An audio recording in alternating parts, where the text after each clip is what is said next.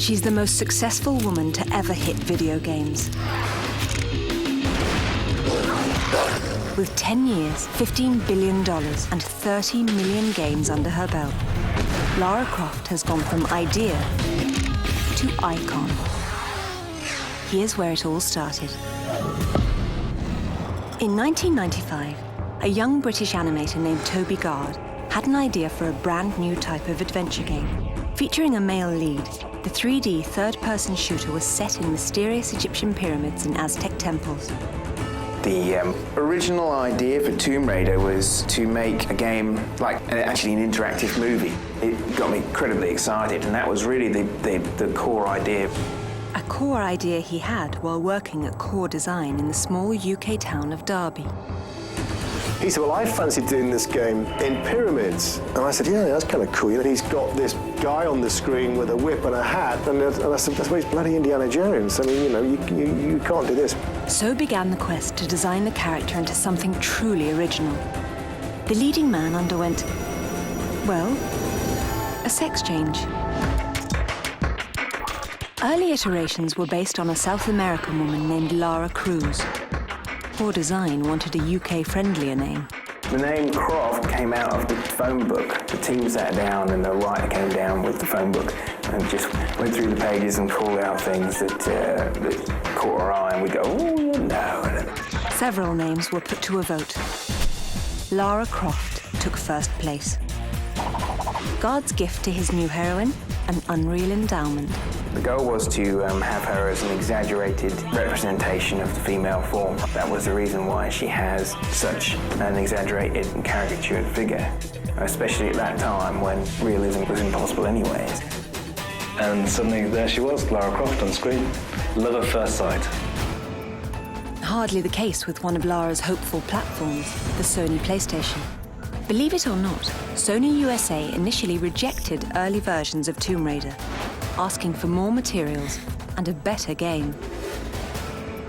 Long hours and late nights became the norm for the 6-man creative team at Core Design, including an ambitious young engineer fresh out of school named Gavin Rummery. I created this tool called Room Edit because the whole game was set in tombs, and it seemed a very good idea. We built rooms connected through a doorway into another room. I was thinking like Tutankhamun's tomb, things like that. That's the kind of thing we'd be doing. The results?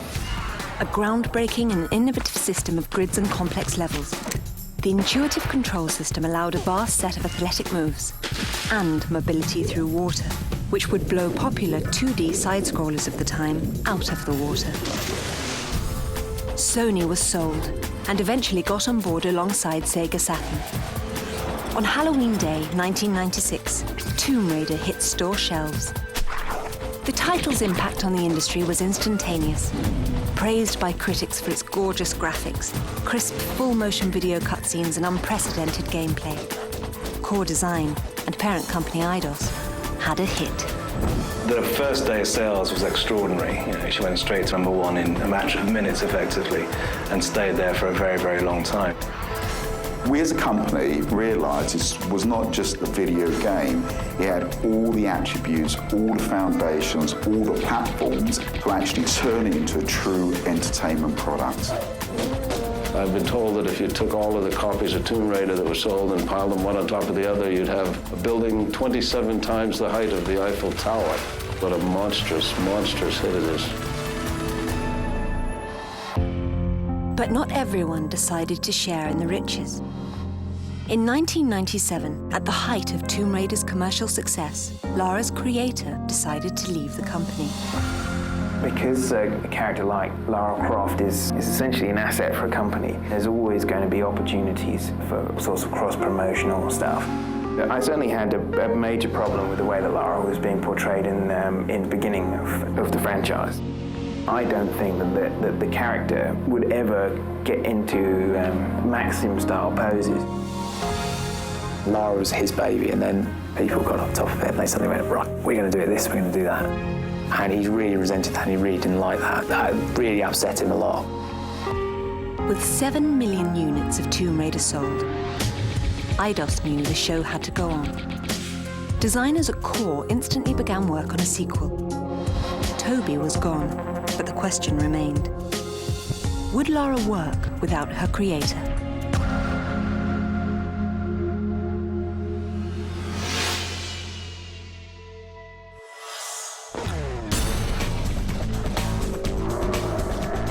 By the end of 1996, Tomb Raider had become a household name overnight.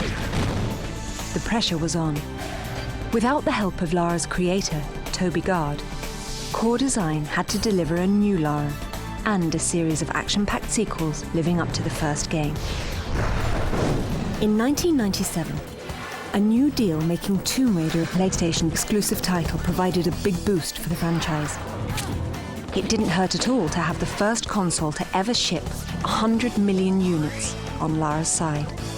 A success like Tomb Raider becomes sort of the holy grail of anybody setting out to write a game.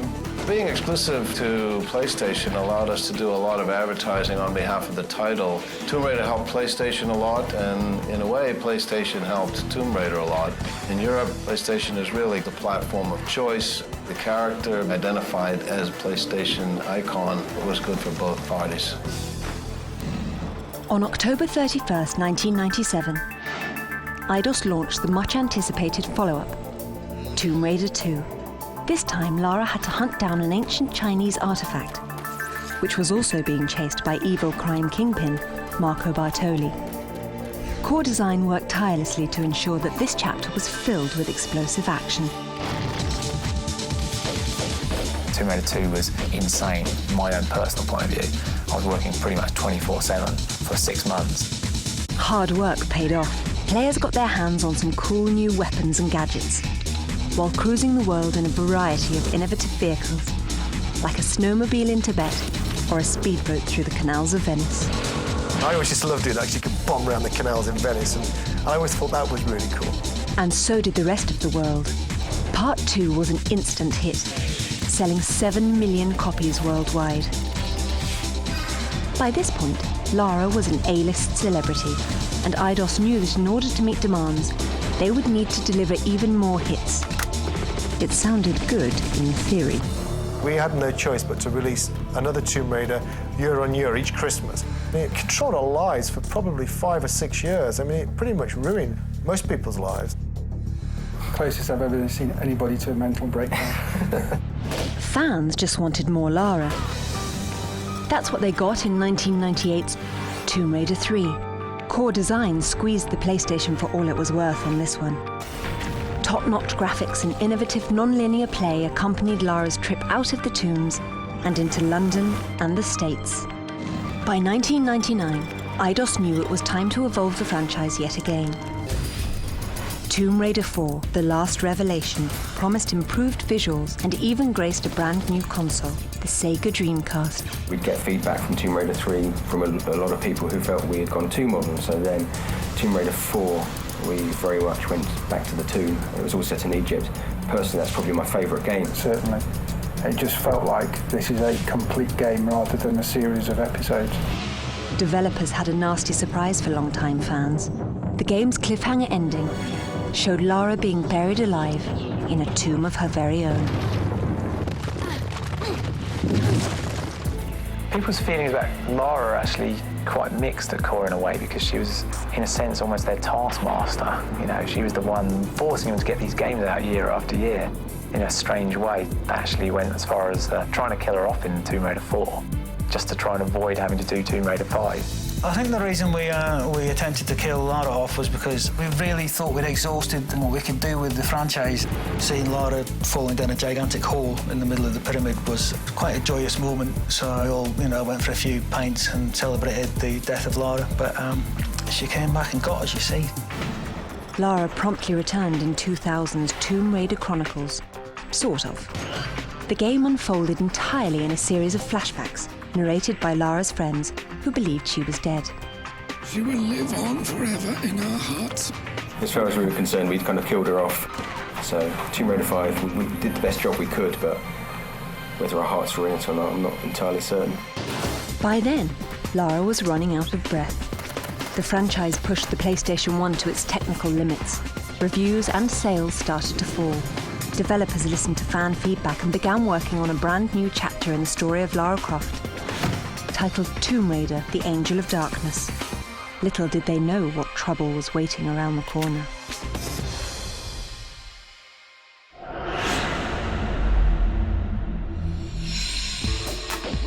Gamers were still buying Lara Croft's adventures by the jeeploads in 2001.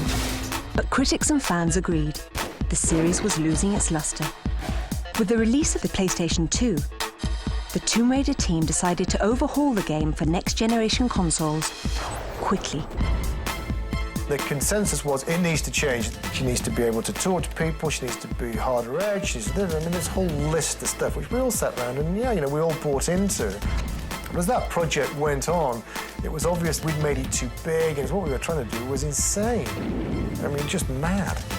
The time limit wasn't really enough. The team size wasn't enough. Missed loads of deadlines. Angel of Darkness was forced out before it was really ready.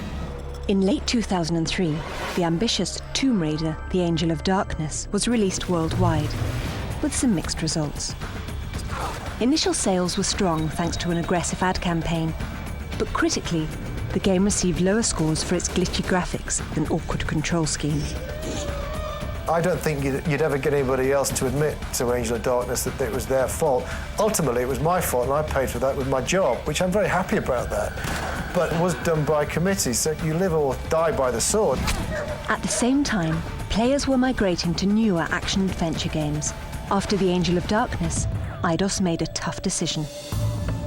Stop. We're going to have to take this away. We've got to, this Jewel in the Crown franchise, we've got to be seen to be making a new start, so they took it over and gave it to the Crystal Dynamics in the States. In order to creatively jumpstart the series, developers at Crystal Dynamics knew they would have to make some big changes for Eidos, while staying true to the series' roots.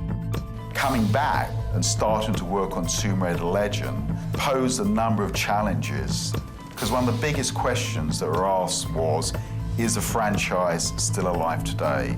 Is the consumer interested? An old friend jumped in to help answer those questions. Toby Gard. Wiser from the experience of a decade earlier, Gard wanted to rekindle an old flame. I wanted to get back involved because I felt like I could help to sort of guide the brand and guide Lara back in a sort of direction I thought that the original Tomb Raider was taking it. With Toby's help, developers started the difficult task of reinventing the series. The overhaul began with the leading lady herself. For the newest game, the buxom booty hunter received a full body change.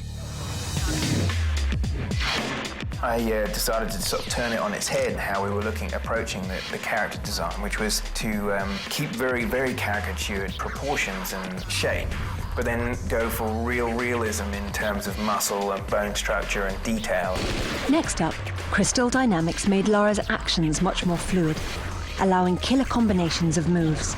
Like a pro gymnast, Lara could run, jump and flip through Legend's intricate tombs. The new environments were a huge draw for longtime fans. In April of 2006, Eidos released Tomb Raider Legend. In the opening scene, 9-year-old Lara was traveling with her mother when the plane crash-landed in the Himalayas. The Crofts stumbled on an ancient artifact, and Lara's mother accidentally got sucked into a bizarre time rift. The concept is this plane crash that she suffered at a young age in the Himalayas and having to escape on her own, breaking her out of this sort of cozy lifestyle. Critics loved the revamped control scheme and called it a true return to the series' roots. The changes paid off. Legends sold over 3 million copies worldwide, becoming the fastest-selling Tomb Raider game ever. Thanks to the daring facelift, the Tomb Raider series was back on track, and fans couldn't be happier. We've just really scratched the surface of what you can do with Tomb Raider up until now, and so the future, it's just going to hold so much more.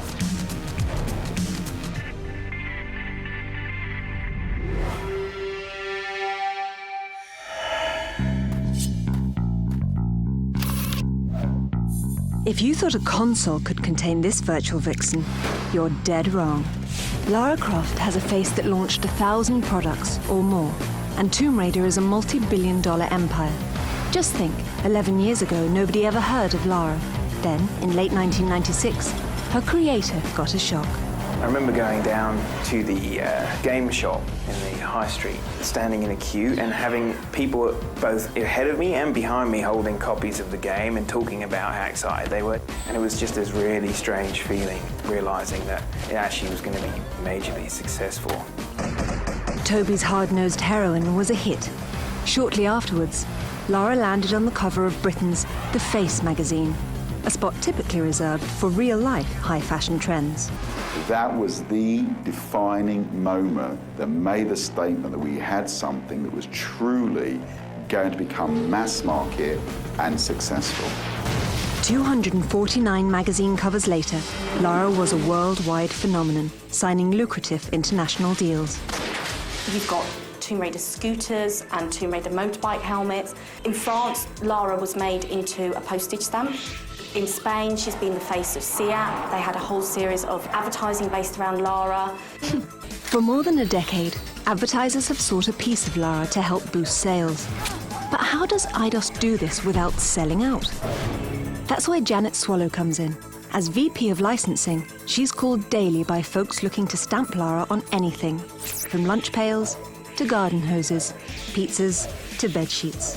Rarely does a product make the cut.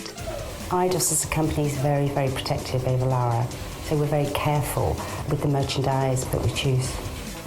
We've had two odd requests. One of them is a racehorse owner called to say could he call his racehorse after Lara, which we declined.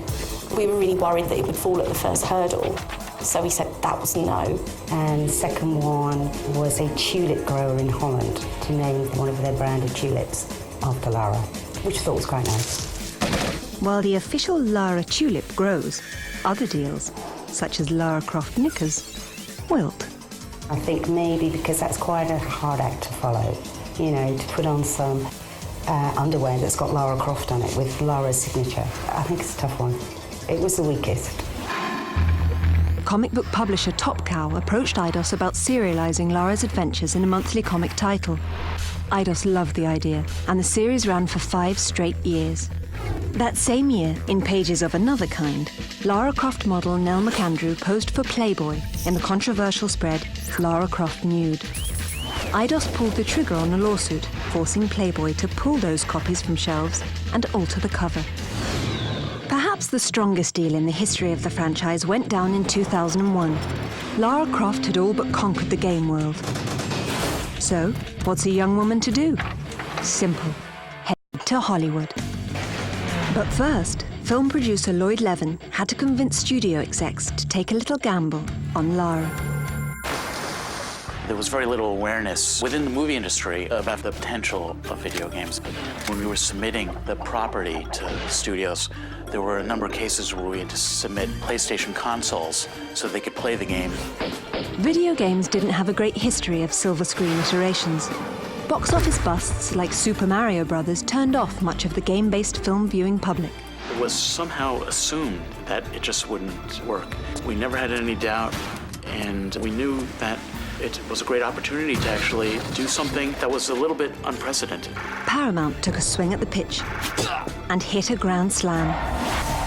With heavy hitter Angelina Jolie filling Lara's boots, Tomb Raider 1 grossed almost $50 million opening weekend, $300 million total. The film eclipsed Alien as the highest moneymaker with a female lead. A second Tomb Raider followed in 2003, and buzz about a third movie can now be heard worldwide. Looking ahead, there's sure to be plenty more Lara coming your way. From an animated series to a theme park, the whole world is still Croft crazy. The fact that she's 10 years old in game is quite a long time. So I think she's a digital icon for computer games, not just for now, but forevermore. Rather like James Bond has survived 40 years in the movie industry, Lara Croft is the digital icon of the computer games world.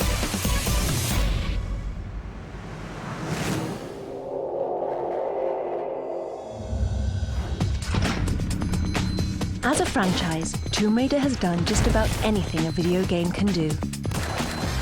But there's always room for another first. Through the years, Eidos has chosen one young lady to be Lara. For the first time ever, all past live-action Laras come together for a high-profile photo shoot. For Ian Livingston, creative director at Eidos, it's a family reunion of sorts.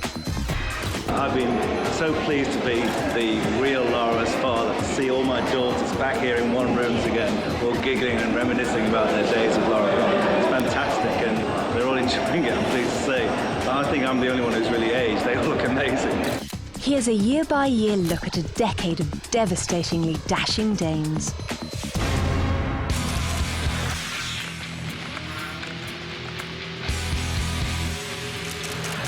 It has changed my life. Even now, actually, I still get lots of letters from people all over the world, which is just mind-blowing. I can't believe people still associate you with the character and just really still are big fans of the game itself.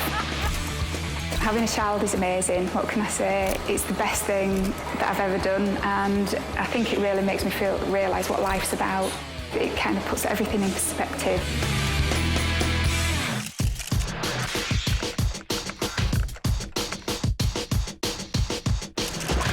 The first time when I heard about Lara Croft, when my friends were playing this game day and night, and I was like, what are you playing? What are you obsessed about? They said, oh, this is Lara Croft, you know, she's really hot, and actually you do look a bit like her, and you've got the same name. It was meant to be.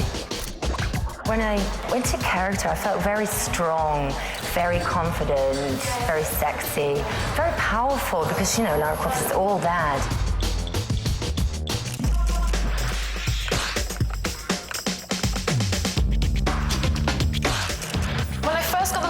I was the youngest ever, so I was just turned 17. When you get into the outfit, you're a changed person. You're just in the role of Lara Croft, and you can do anything, and everyone looks at you like you just stepped out of the video game. I think it's a feeling that I'll never have again. My best memory of being Lara Croft was my biggest fan, who was from Amsterdam, and I think he bought my wisdom teeth on the internet. I think that made his day, really made his year. I think when I became Lara, I didn't know who I was as a person, and travelling with a group of people around the world, especially being 17 and new, it kind of made me who I am today. So it meant a lot to me, and I'll always remember it.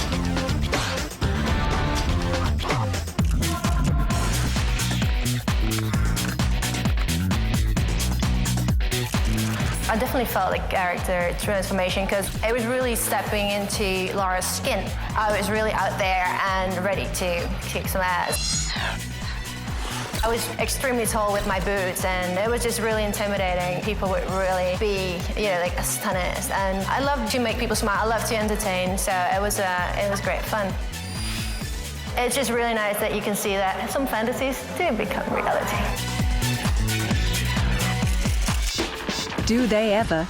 The photo shoot was a resounding success. On 3, 1, 2, 3. I'll do one more, that was pretty hard. Much like the game, the Lara model has evolved too.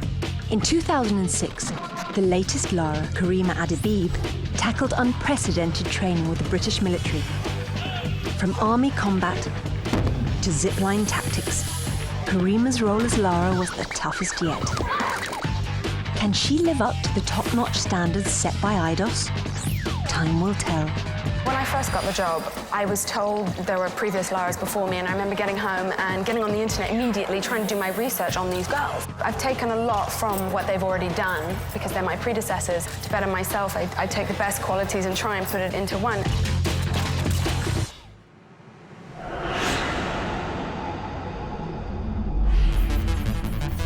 Leipzig, Germany. Nearly 200,000 people prepare to descend on the largest video game conference in the world. They want two things: a look at the latest games and a glimpse of Karima Adebib. Her journey here began when she was just 10 years old. Everyone in school was talking about this new game that was coming out, Lara Croft. So I kept begging my mum, please, I want it for Christmas, I want it for Christmas. So I got it, and I was just obsessed with it. So began Karima's training to assume the role of her own childhood heroine. Growing up in Morocco, I spent a lot of my time exploring, hiking, playing a lot of sports, living in the sun. At 18, athletic by nature and a gamer at heart, Karima had a go at modelling. I got this call saying there's a casting for Lara Croft. I'm Lara. Lara Croft. Lady Lara Croft. Lara Croft. Lara Croft. I am the girl for this mission. With more than 1,000 models gunning for a rather unique role, the competition was tough. But Eidos knew right away who their Lara would be. She's obviously a very striking young lady. She's very intelligent. She speaks 6 languages. Karima is just extremely gifted at working a crowd. She gives every single person a little piece of her.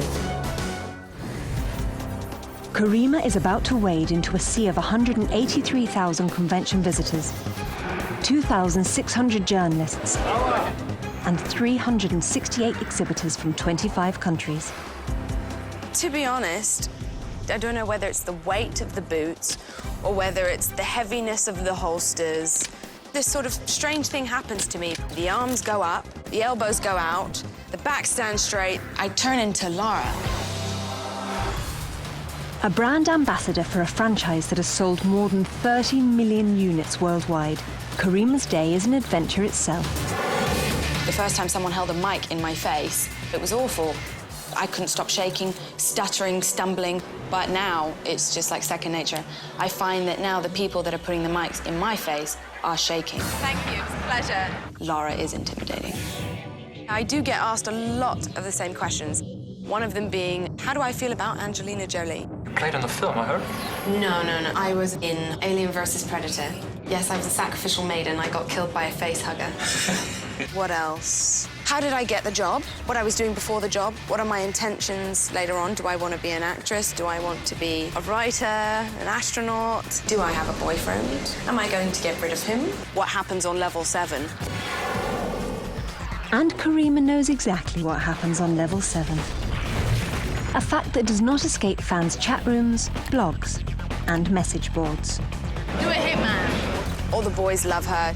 But the great thing is she's got lots of female fans for the fact that she's intelligent and she's strong and she's just as witty and clever. Lara is beautiful both in and out. Can't get any better than that.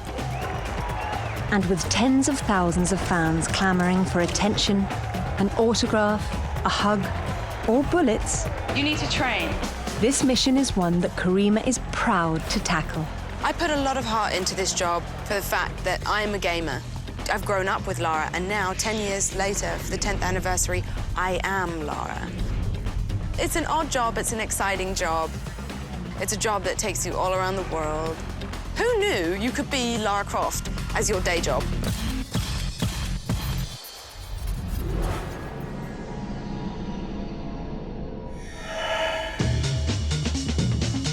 When Toby Gard first created Lara Croft, he had no idea a controversy was also conceived.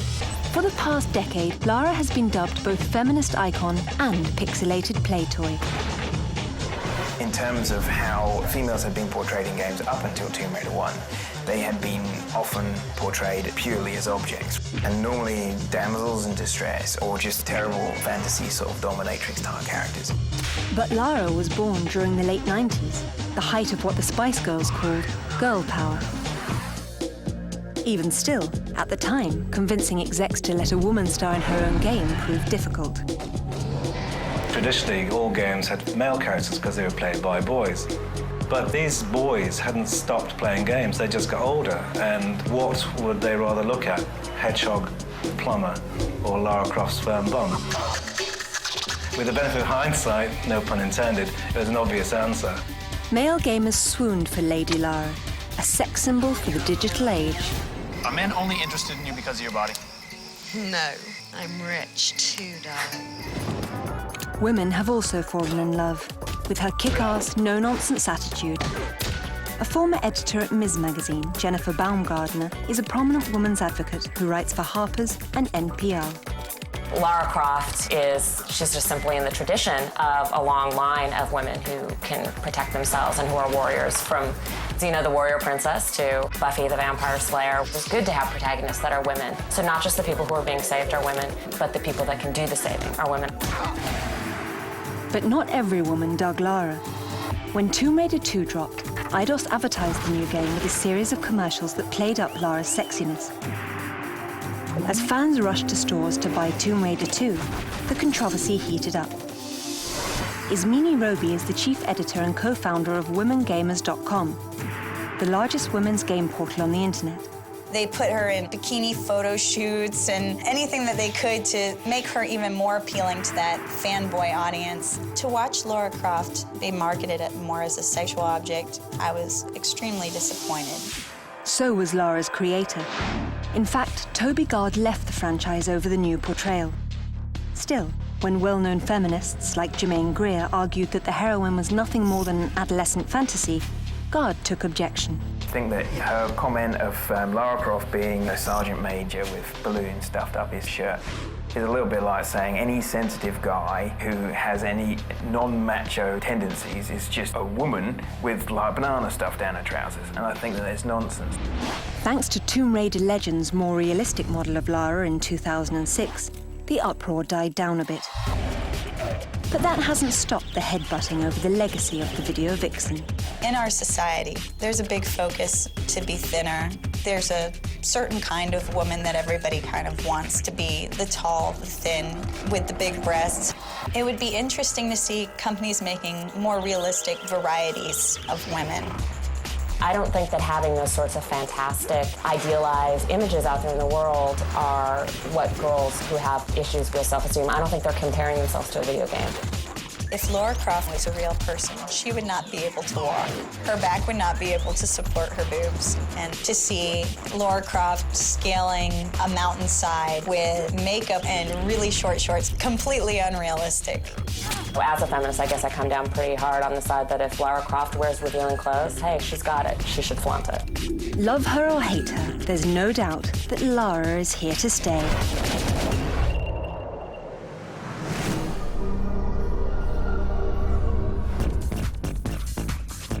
When it comes to fans, there are few more passionate than Lara lovers.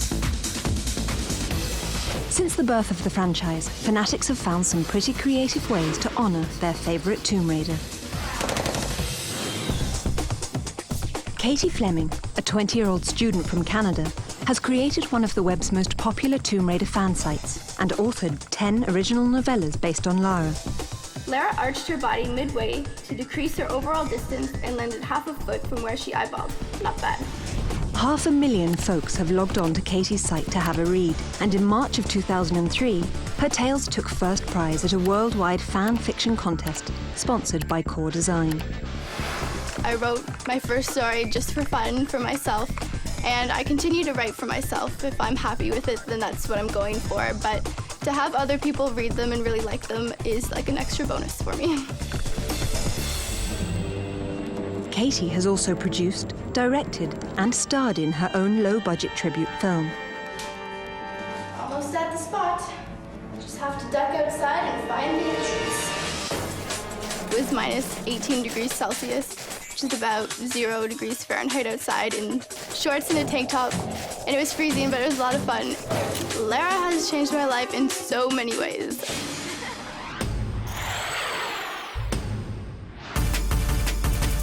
Chantal Slagmolen from Amsterdam claims that she is Lara's #1 fan. There was a lookalike contest and I decided to enter. I did not win, unfortunately, but from then on I really got interested in it and it was loads of fun to do. Her stunningly accurate portrayal made Chantal a celebrity among Lara fans. She's been invited to conventions around the globe and was chosen as a stand-in for design work on Tomb Raider Chronicles. Chantal drew from her work with Eidos and started doing drawings of her own. I mainly do just single drawings of Lara. It starts off with a small sketch and then it gets transferred to the computer, and depending on that, I digitally colour it or just digitally ink it. She eventually fell in love with the art form and made a life-changing decision. I was studying computer science, and while being around Lara and in the environment Lara was created in, she sort of inspired me to go to art school, which I've finished now with a degree, and doing graphic designer jobs, which I really love. We're the world's biggest Tomb Raider fans because nobody else ever got one of these from her. In 2001, Lara tackled the role of matchmaker for a pair of fansite forum surfers, codenames Goran Agar and Catsuit and Ponytail. He lived in Germany. She lived in Canada. No distance was too great for these Lara lovers. Catsuit flew to Goran, and it was love at first sight. Lara Croft brought us together, and she's been all around us since then. When we entered the office of the Registrar of Marriages, what was hanging behind his desk was a Tomb Raider poster. I mean, what better signs do you want? Their honeymoon was even a retracing of Lara's steps in Tomb Raider 3. Today, the domestic duo spends time caring for their brood. A collection of life-size Lara statues considered one of the largest in the world. This house we built with our Lara Croft figures in mind. We wanted to have places to display them to their full potential. And I think we've managed to pull it off pretty well. Quite well. The healthy obsession doesn't stop there. Goran and Kat both started their own Tomb Raider websites, and Goran actually reworked a level of Tomb Raider legend with someone close to his heart in the lead role. Just in case you're wondering, that's their wedding portrait above the mantle. None of what you see around us would have happened if we never met Lara Croft. If we never played Tomb Raider, we would never have gone to Eidos' forum, and we would never have met each other, and we would never have married. And that would have been a damn shame. So Lara Croft basically made us happy. Yes. She gave us the biggest gift we've ever gotten.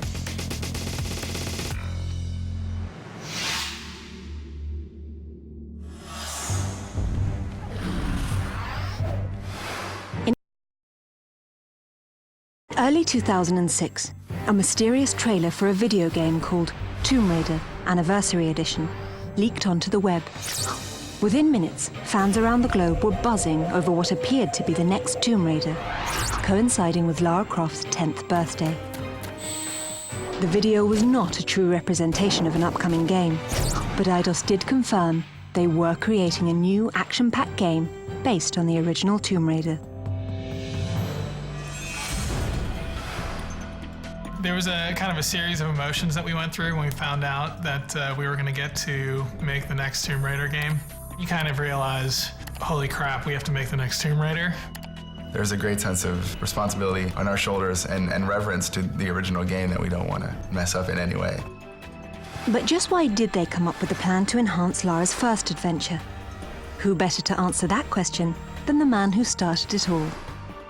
This gives us an opportunity to actually tell the story that we were trying to tell in the first place, and also to put a bit more emotional resonance into it. I wanted to bring more of an emotional sort of side to the story, so it kind of evolved into more of a question, Lara discovering how far she's willing to go to pursue her sort of goals, how far she'll step beyond sort of what's morally acceptable to achieve her goals. And that, I think that's very interesting. Developers at Crystal Dynamics knew that updating the classic was a challenge even a new and improved Lara might be afraid to tackle. The most difficult part is taking those memorable pieces of Tomb Raider 1 and recreating them in a way that's fresh, but at the same time totally evokes nostalgia. To better understand why the original game deserved an encore, developers went back and played it again, and again, and again. We went back, played through it, really to make sure that we're hitting all the things that people remember from the original game. I think I'm over 100 planes of Tomb Raider 1, which makes me an uber geek. While developers practically memorized Part 1, the series creator worked tirelessly to expand the story of Lara's journey, recovering a mythical artifact called the Scion and solving the mystery of Atlantis. A fleshed-out storyline isn't the only surprise. Slick new moves round it all out. She's now got a grapple, she has more moves than she had in the original game. We're improving where we can while still trying to stay within the boundaries of what the original game was really about. You're going to get your nostalgia, you're going to get those locations you remember, those encounters you remember, but they're just going to be executed at a much higher production level. Along with higher production value, gamers can expect to hear a newly orchestrated version of the original classic score. Making music to our ears is the job of Troels Folman, composer for Tomb Raider Anniversary. With Anniversary Edition, it's really about being faithful to the old games. I think everybody will recognize that the old themes are there. They'll absolutely know all the tunes. The main theme is scored exactly the same way, but just with a little more advanced types of orchestration on it. Enhancements don't stop there. Players will get some pretty interesting eye candy this time around. My favorite part of the game would have to be the T-Rex fight. I mean, everybody sort of remembers that from the first one, so we brought it back and we're trying to make it as great as we can to really hit everybody's expectations of what their memory of the original game is. The bit I'm most excited about seeing is the cat mummies. They're definitely not cute. Thanks to the improvements, Tomb Raider Anniversary is bound to uncover a whole new legion of fans. Gamers from the crypts of Cairo to the tombs of Tunisia are keyed up for Lara's big birthday bash. If we have one message for the fans out there, it's that we're doing our best to make a faithful recreation of the original Tomb Raider experience, and that we're really doing it for you guys, and we hope you enjoy it.